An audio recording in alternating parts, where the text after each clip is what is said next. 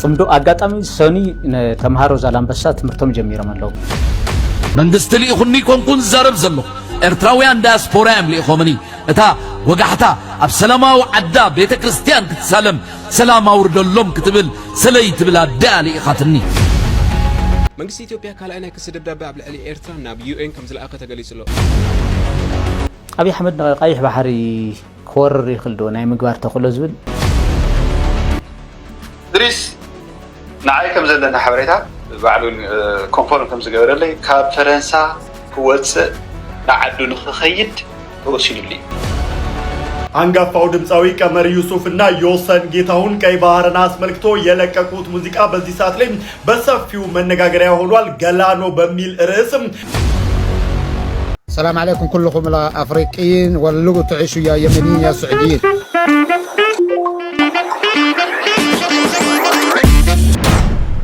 كساف صام مدبي حاوير خون صنحو حدش لغونهم الجزاء زي سبسكرايب غير اي تزنقوا نبرات لما الفيديونا لايك غيركم اتي لا تحبسكم صنحوكم لايك غير جمرو بيس سلام سلام أنا يوردل سلام أوني حنن بعلمه سلام يوردل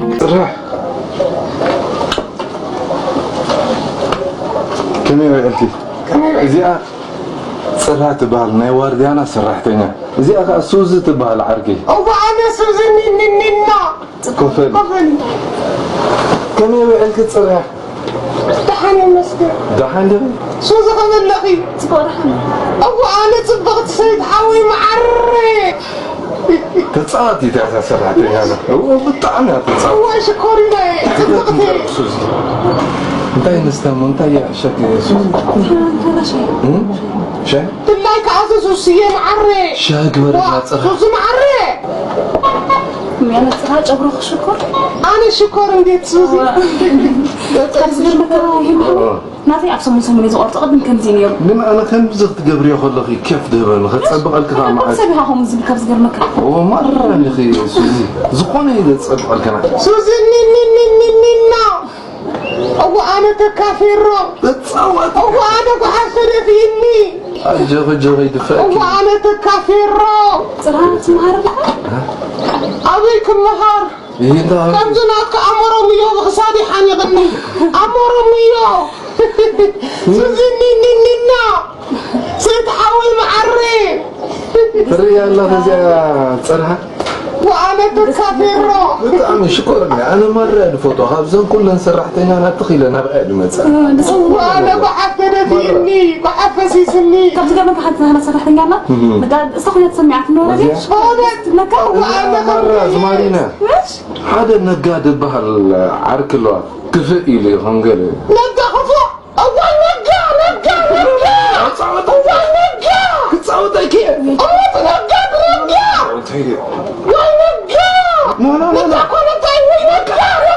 لا قدي فيك نو بتشخب قدي فيكو فلت نعيس عاركيني بعدي تهتمتي بتعمري بتعيني نقاكوي أو أنا بحثت فيني تكافيرو فأكيني متعاون طب زي ما كنت أنا سرحتني ما راح نزي أشكرني عليك مش ميت راح تما تجبعني طيب مسيلك إذا سرحتني تاعنا فستايني إذا ما جابي أمر رك عبيلهم زينغو عم استفلت صحيح سحب معك هو كان بين كليتر قليل يدري جيت لا ترى لا تركني نادي سحبنا فينا كيوي ولا جنريتر جت مركب زي الأموني كله جنريتر أفتح السرح دولو فلا ستر يلا أو يخيد دولو كاو قلنا بزلو مرعي ورح بمتى نصحبه هنا هو أيركم حليفة أيركم حليفة سوزي أيرنا تحلف على رأي ذات السمع هذا الله هذا ما أير أنا حالنا بكلانه نيشي ولا فتنا رحن نيشي ولا زخنا نجر لك نيشي ولا يا انديت نش أبي أحمد انديت نش سلامه أبي أحمد سلامه مو فكر له أو ومبدي نو ومبدي انديت نش ومبدي كوش زنبل كوش بل يا انديت نش سلام نو فقر نو سلام نو ድሪስ ንዓይ ከም ዘለና ሓበሬታ ባዕሉ ኮንፈርም ከም ዝገበረለይ ካብ ፈረንሳ ክወፅእ ንዓዱ ንክኸይድ ተወሲኑሉ ዓድኻ ተባሂሉ ዓድኻ ኺድ ኦረዲ ሕጂ ናይ ሎየር ናይ ገለመደ ብሎ ናይ ሎየር ኣይኮነን ኦረዲ ቤት ፍርዲ ፈሪድዎ ንዓድኻ ኺድ ተወዲ the case is closed ከም ዝሓበረነ ተኸይዱ ክወፅእ ንዓዱ ጥራይ خلاص ከዝ ዓደይ ጽቡቕ ኣላ ገለመደ ይብል ስለ ዝነበረ እቲ ሓንቲ ከይዙኻ እሳት ስለዝኾነት ንኤርትራ ክትረስ ተወሲኑሉ ማለት መንግስቲ ልኢኹኒ ኮንኩን ዝዛረብ ዘሎ ኤርትራውያን ዳያስፖራ እዮም ልኢኾምኒ እታ ወጋሕታ ኣብ ሰላማዊ ዓዳ ቤተ ክርስቲያን ክትሳለም ሰላም ኣውርደሎም ክትብል ሰለይ ትብል ኣዳ ልኢኻትኒ እታ ኣብ ስጋደት ኮፍ ኢላ መስፈዓኣ ሒዛ መሬት ኣማን ክኾነላ ዱዓ ትገብር ዘላ ኢማ ልኢኻትኒ ሸኽና ኢልኢኹኒ ካህን ኢልኢኹኒ ብድፍኑ ህፃናት ኤርትራ እዮም ልኢኾምኒ እቲ ብስራሕ ኢዱ ዝነንበወ ኣቦ ኢልኢኹኒ እታ ዓደይ ዓዲ ባህልን ክብርን ኢላ ከይተሰከፈት ወይተር ሰሪሓ ስድራ ደው ዘበለት ኣብ ጽርግያ ሸቂጣ መኸተ ዘሕለፈት መሬት ኣማን ይዘሎ ኢላ እዋን ዘይብሉ ትወፍር ሓፍተያ ልኢኻኒ ባዕቢኡ ግና እቲ ዝገደፍኩ ሓላል ህዝበይ ተረጋጊእሎ ኢሉ ኣብ ድፋዕ ዘሎ ሓወይ ሰራዊት ኤርትራ ኢልኢኽኒ እዚኦም ድለኣኽዎ ድማ ፍርሒ ጽሒፉ ጥራይ ዝኽእላ ስለዚ ብኽልተ ሃይማኖትናን ብጭዋ ባህልናን ዝመጽእ ትረፍ ተራዝማሪ ምስ ትዕቢቱን ሉቕመፅመፁን ወያነ ምስ ታንካን ጋዕገል ጠማን ኣይገረመህናን ድሓር ድማ ኣብዚ ሃገር ሻዕብያ ዝበሃል በዓል ነዊሕ ሓለንጊ ኣብ መሪሕነት ዘሎ ሓደ ሓቂ ዕረ እናጣዓመኩም ክትውሕጥዎ ክረግመልኩም እየ ኣባላት ኮንካን ዝሰርሕ ክትሓሚ ከተናኣስ ምሕዳር ሰብ ኣይገብረካን እዩ ሰብ ዝገብረካ ባህልኻን ሓፋሽካን ክደልየካን ከሎ ኣለኹ ኢልካ ብድድ ምባል ኣዋልድኩም ኣወዳትኩም እዝንኹም ደግፈ ሞዴልኩም ክነግረኩም እየ ኤርትራዊ ስነ ጥበብ በቶም ክብሮም ኣብ ባንኪ ሓፋሽ ኣቐሚጦም ብወለዱ ሳለይ ዘለዉ ኣርካናት ገድሊ ዝተረኽበይ ከዘክረኩም እየ እቱም ረሳዕቲ እዚ ኤርትራ እዩ ዓዲ ብርሃና ሃብተፄን ዓማ ዓዲ ጽብህት ዮሃንስ ዓዲ መስፍን ተስፋ ገርግሽ ማዕበል ዓዲ ግዜነሽ መንግሥት ዓዲ ሃብተ ገሬሱስ ሻውል ዓዲ ጽገል ተኽል ሰንበት እዩ ዓዲ መኮነን ቢትቢቶ ዓዲ ኣምና መሐመድ እዩ ዓዲ ፍጹም ቦረምቦራስ ዓዲ ነጭ ፍስሓ ጽን እዩ ዓዲ ዕቑባይ ወልደን ኪኤል ጃኒ ዓዲ ውዳሰ ገብረ ንጉስ ዓዲ መሐመድ ሳልሕ ዓዲ ወይን ተወልደ እዩ ዓዲ ምሕረት ገባር መርየም ሳልም እዚ ዓዲ ፋሲል ተስፋይ ዓዲ ለምለም ገሬሱስ ጀሪ ዓዲ ካይሮ ተኽሊት ገብረ ኪዳን ዓዲ ስምዖን ንጉሰን ወዘተን እዩ ብናይ ጥበብ ዩኒቨርሲታት ዝመፀ ሞዴል ኣይኮነን ዘለና እፅንፅሕለን ኳኺቶን ብፀሓይን ቀዝሕን ሳሕል ተሳሒሎም ሓፋሽ አንቂሖም ኣዕጢቆም ኣወዲቦም ምስ ናጽነት ዝመፁ ክዳን ከይቀየሩ ሸምጎሉን ዝሓለፉን እዮም ሞዴል ኤርትራዊ ስነ ጥበብ ሕርካም ከይተኸፍሉ መድረኽ ኣብ እንግድዖም ፂሮም ዓዲ ምስ ኣእተውዎ ንኤርትራዊ ስነ ጥበብ ማንም ወረበላ ይገናዘየሉን ክብሪ ሸየጥን እዩ ዝኾነ ዋጋ ኣይፍቅድኒ ኸዓ ኤርትራዊ ዜጋ ጅዱ ሕጅዚ ኣብ ትባራት ክትቋሲዎ ወርሑ ኣብ ኤርትራ ሰሓቕ ኣሎ ቀልድሎ ንኽብርን ሉዓላውነትን ኤርትራ ዋጋ ዕዳጋ ዘእቱ ንሰላማዊ ሓፋሽ ባህሉ ክዘርግ ዝፍትን ግና ካብ ዝመፀ ይምጻእ ወዲ ዝኾነ ይኹን ብሃገር ቀልዲ የለን ግዜ ክነውሕ ይኽእል እዩ ብባህሊ ሓፋሽ ተጣልዐ ጊዜኣ ሓልያ ካልኢታ ቆፂራ ድዩ ዘመን ጸብፂባ ዋጋ ተኽፍል ምዃና ምፍላጥ ከድልየኩም እዩ ባህልን ክብርን ስነ ስርዓትን ሃይማኖትን ንዝኹሉ ዋጋ ኸፊልና ክንሕልዎ እዩ ሓላፍነትና ኣብ ሰውራ ኢና ዘለና ስለዚ ሓለንጊ ሰውራ ነዊሕ ክበሃል እንከሎ ንርሑቕ ጥራይ ዝምልከት ኣይኮነን ኣብ ውሻጠው ንስራሓሉ ምዃኑ ምዝካር የድሊ እሱ እዩ ጥበብ ድሕሪ እዩ ስነ ጥበብ ወድሓም ጽምዶ ኣጋጣሚ ሰኒ ተምሃሮ ዛላምበሳ ትምህርቶም ጀሚሮም ኣለዉ ብስሩዕ ከተማ ዛላምበሳን ከባቢኣን ቀዳማይ ብርኪ ቤት ትምህርቲ ዛላምበሳ ኬጂታት ከይተረፈ ጀሚሮም ኣለዉ ዓብይ ነገር ዛላምበሳ ደጊም እንታይ ዓይነት ታሪኽ እዩ ዘለዋ ኣብ ውጊ ኢትዮ ኤርትራ ዝብል ምርኣይ ኣድላይ እዩ ኣብዚ ናይ ሕዚ እውን ውፅኢት ጽምዶ እዩ ጀነራል ታደሰ ወረደ ፕሬዚደንት ግዝያዊ ምሕዳር ትግራይ ዓሊተና ከይዶም እዮም ንበዓል መስቀል ዓሊተና ኣብ ኢድመን ከም ዝነበረት ይፍለጥ እዩ ሶ ዓሊተና ቤት ትምህርቲ እውን ስርሑ ጀሚሩ ኣሎ ህዝቢ ዓሊተና ሰላማዊ ዝኾነ መነባብርኡ ምንባር ይጅምር ኣሎ እፎ ኢሉ ካብ ናይ ድምፂ ጥይት ወፃእ ብዝኾነ ኣገባብ ደቁ የምህር ኣሎ ይሓርስ ኣሎ ሰላማዊ መነባብርኡ ይገብር ኣሎ ጀነራል ታደሰ ወረደ እዩ ከይዶ ኣብዒሉ ላዕሎት በዓል ስልጣናት ከይተረፉ ማለት እዩ ከባቢታት መረብ እገላ ዘሎ በለሳ ሒዝካ ጾሮና ኣድያቦ ሒዝካ ክሳብ ባድመ ዘሎ ገምሃሎ ዘሎ ብሙሉ ህዝቢ ትግራይ ህዝቢ ኤርትራ ከም ድሌቱ ዕለታዊ መነባብሩኡ ይሰርሐሎ ሓሊፍ ከዓ ዕዳጋ ይገብረሎ ካብ ትግራይ ናብ ኤርትራ ዝኸዳ ጥሪት ሃልየን ከይዱ ካብ ኤርትራ ይምፅእ ናይ ኤርትራ ጥሪት ናብ ትግራይ ተመፅየን ይወስደሎ ሶ ትጽምዶ መዓልቲ ኣብ ሚድያ ኣይንገርን መዓልቲ ግን ይግበር እዩ ዘሎ ብዙሓት ናይ ስፖርቲ ሓበራዊ ጸዋታ ተገይሮም እዮም ኣብ ኤርትራውን ኣብ ትግራይውን ኤርትራውያንውን ተጋሩውን ማለት እዩ ብዙሓት ንግዳዊ ምንቅስቃሳት ብዙሓት ርክባት ማሕበራዊ ጉዳያት ጸጥታዊ ማሕበራትውን ክልቲኡ ህዝቢ ብሰላም ክነብር ስለ ዘሎ ብዙሓት ነገራት ይግበሩ እዮም ዘሎ ሶ ጽምዶ ጠጠው ይበለን የግዳስ እናዓሙቀን እናሰፈሐን ይኸይደሎ እዩ ነገር ግን ቁሩብ ዝነከየ ምንታይ ኣብ ሚድያ እዩ ስለዚህ ተደለየ ኣብ ሚድያ ብዙሕ ክንገር ስለዚህ ይድለ ማለት እዩ ሓደዚ ከላይ በባይን በአወል ሰዒድን መሪሕነት ዝግበር ዝነበረ ናይ ጽምዶ ረኽቢ ምዕራፉ ወዲ እዩ ህዝቢ ምስ ህዝቢ ምርኻብ እዩ ነይሩ ኣጋጣሚ ትዞም ጸውፂት ህዝቢ ምስ ህዝቢ ምርኻብ ጥራሕ ዘይኮነስ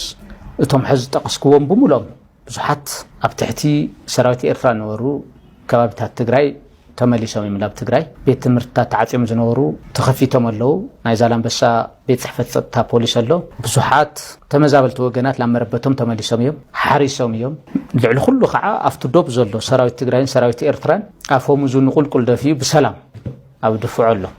ኣብ ሓንቲ ሩባ ይቐድሑ ስለዚ እዚ ዓብዪ ነገር እዩ ኣብይ ኣሕመድ ቀይሕ ባሕሪ ክወርር ይኽእል ዶ ናይ ምግባር ተኽእሎ ዝብል ዘበት ኦንዘደይ ሓንቲ ጥይት ላብ ኤርትራ ኣንፈት ብልተኮሰ ድሕሪ ሓደ ወርሒ ማክሲመም እዩ ኣብይ ኣሕመድ ኣብ ፓወሩ ኣይህልን ብርግፀኝነት ማለት እዩ ሓንቲ ጥይት ላብ ኤርትራ ምስ ተኮሰ መራእይ መነፅርካ እንታይ መራእይ ከቅምጠልኪ ናብ ዓሰብ ይኽወርር ዝብል ዘሎ ንቀይሕ ባሕሪ ይኽወርር ዝብል ዘሎ ሶ ንቀይሕ ባሕሪ ክወርር ከሎ ሶይሉ ብኣየር ብገለ ይኮነን ክኸይድ ብትግራይ ወይ ብዓፋር ገይሩ ይኸይድ ሶ ጋዕገልጠም ክሓልፍ ከሎ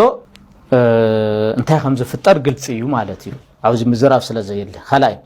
ናይ ኤርትራ ሰራዊት ግዛኣታዊ ሓድነቱ ንምርግጋጽ ዝገብሮ ተጋድሎ ናይ ኤርትራ ሰራዊት ግዛኣታዊ ሓድነቱ ንምርግጋጽ ዝገብሮ ተጋድሎ ብስነ ልቦና ብታሪኽ ብመንነት ፖለቲካዊ ታሪኽ ጥራሕ ክንፈላለ ንኽእል ኢና ምስቲ ናትና ተመሳሳሊ ስለ ዝኾነ ንኣብይ ኣሕመድ ሰራዊት ንምምካትስ ኣይጽገምን ምክንያቱ ሰራዊት ኤርትራ ተዘይሕገዞ ነይሩ ለኣብይ ኣሕመድ ንሕና ክሰሜን ሸዋ ኣይምተመለስና እዚ ሓደ ኤግዛምፕል እዩ ሶ ካብ ሰሜን ሸዋ ናትና ምምላስና ናይ ኣብይ ኣሕመድ ጥንካረ ዘይኮነስ ናይ ሰራዊት ኤርትራ ጥንካረ እዩ ዘርእየካ ተኸላይ ኣብይ ኣሕመድ ዝምክሐሉ ናይ ዋርፌር ቴክኖሎጂ ኤርትራ ከም ዘይብላ እንታይ መረጋገጽ ኣለና ምክንያቱ ኤርትራ እኮ ኣብ ክባን ዕጿን ኣይኮነትን ዘላሃዝ ኣይኮን ዶ ኤርትራ ንሕና ተጋሩውን ኣብ ክባን ዕጿን የለና ንሕዚ እንተደሊና ማለት እዩ ስለዚ ኣብይ ኣሕመድ ወኒኖ እዮም ዝብሎም ናይ ሓይሊ ኣየር ድዩ ናይ ሜካናይዝ ድዩ ናይ ሰራዊት ብሙሉ ዕጥቅታት መንግስቲ ኤርትራ ከም ዘይወነኖ ምስ እንታይ እዩ ትመረጋገጺ ኣይጃሃርን ንሳቶም ዘለና ናበሉ መዓልቲ ምስጢሮም ኣብ ፌስቡክ ኣብ ሚድያ እና ዘኽዘኸ ይውዕሉ ሶ ሰራዊት ኤርትራ ወላ ሰራዊት ትግራይ ናይ ኢትዮጵያ ሕድሕድ ጎቦታት ሕድሕድ ሽንጥሮታት ኣእዋም ከይተረፈ ዓበይቲ ከውሕታት ከይተረፉ ብሽም ብቦታ ይፈልጥዎን እዮም ሰራዊት ኣብይ ኣሕመድ ዝሕዝ ዘሎ ማለት እዩ ንትግራይን ንኤርትራን ከምኡ ይፈልጦን ሶ ትብልጫ is visible ግልጽ እዩ ኣዘይ ኣብይ ኣሕመድ ካብ ምፍካር ሓሊፉ ብግብሪ ንኤርትራ ይወርር ኢቭን ንትግራይ እውን ትንዕ ይብልን አንጋፋው ድምፃዊ ቀመር ዩሱፍ እና ዮሰን ጌታሁን ቀይ ባህርን አስመልክቶ የለቀቁት ሙዚቃ በዚህ ሰዓት ላይ በሰፊው መነጋገሪያ ሆኗል። ገላኖ በሚል ርዕስም እነዚህ ሁለቱ ዝነኛ ድምፃውያን ታዲያ ወደ ቀይ ባህር የሚደረገውን ጉዞና ኢትዮጵያ የባህር በር እንደሚያስፈልጋት የገለጸ ዝርዝር ሙዚቃን እንግዲህ ይዘው ወጥተዋል። ይህ ሙዚቃን በርካቶች እየተቀባበሉት በርካቶች እያደመጡት ይገኛሉ። እናንተም ካደመጣችሁት ሐሳብ ስጡበት። ቪዲዮውን ቀንጨብ አድርጌ ላሰማችሁ።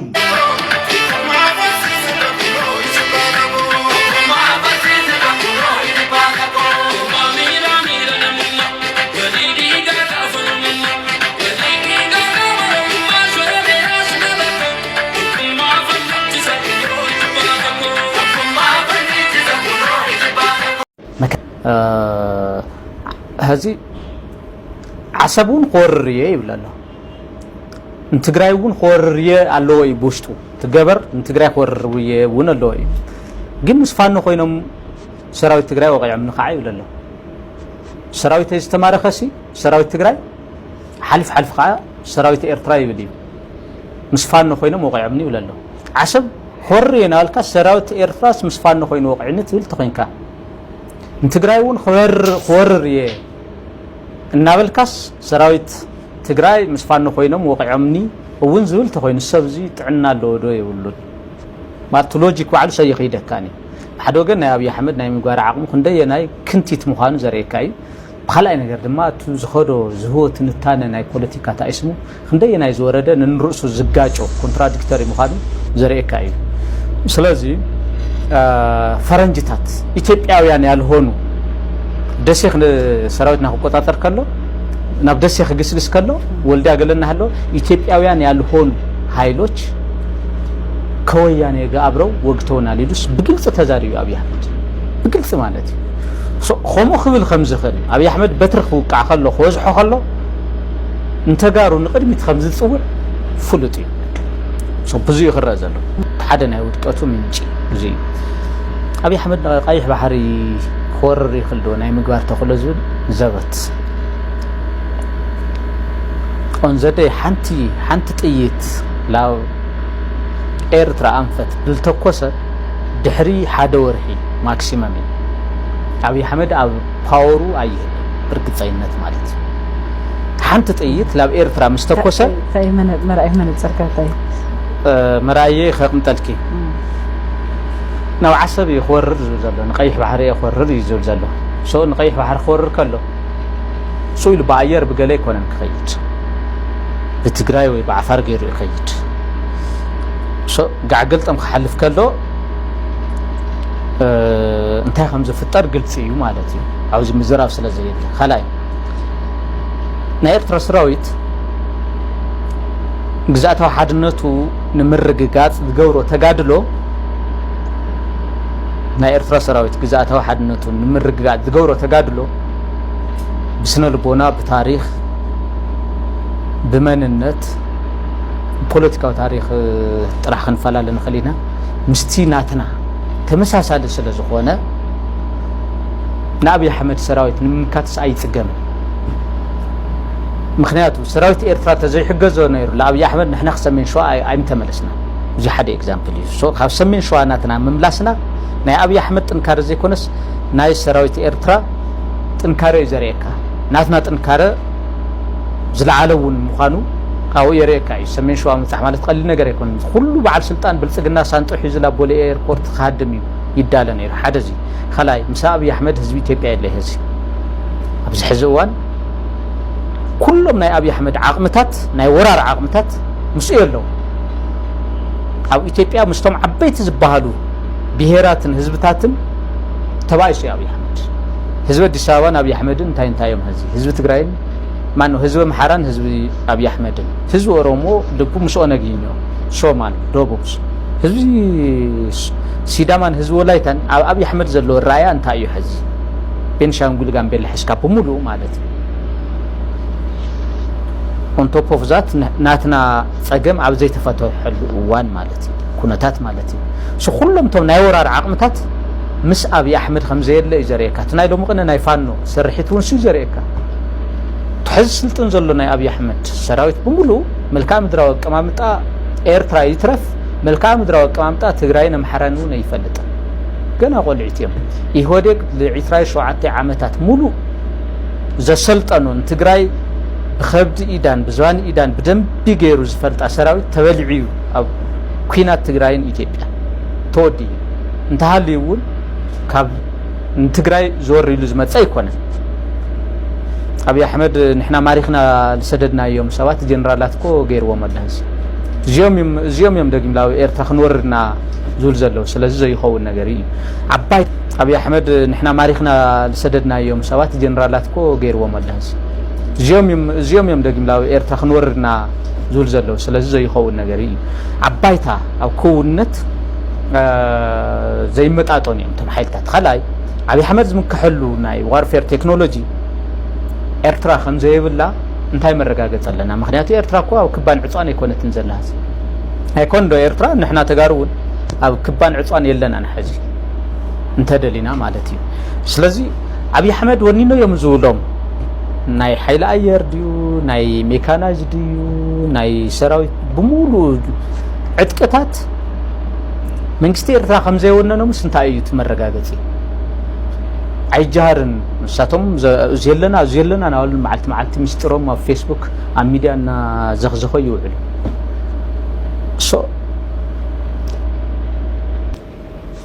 ሰራዊት ኤርትራ ወላ ሰራዊት ትግራይ ናይ ኢትዮጵያ ሕድሕድ ጎቦታት ሕድሕድ ሽንጥሮታት ኣእዋም ከይተረፈ ዓበይቲ ከውሕታት ከይተረፉ ብሽም ብቦታ ይፈልጥዎን ሰራዊት አብይ አሕመድ ዝሕዝ ዘሎ ማለት እዩ ንትግራይን ኤርትራን ከምኡ ይፈልጦን ሶ ትብልጫ is visible ግልጽ እዩ አዘይ እንደ አብይ አሕመድ ካም ፍካር ሓሊፉ ብግብሪ ንኤርትራ ይወርር even ትግራይ ወን ትንዕ ይብለ يعني لي برهان مسيت